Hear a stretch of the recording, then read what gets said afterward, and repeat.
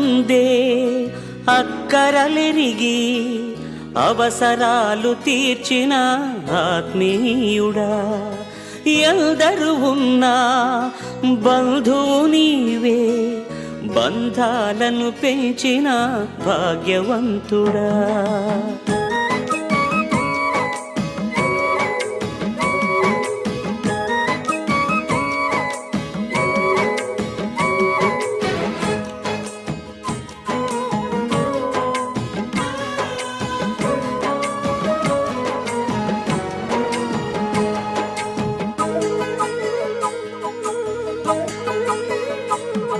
పదే పదే నేను పాడుకోనా ప్రతి చోట నీ మాట నా పాటగా, మరి మరి నేను చాటుకోనా మన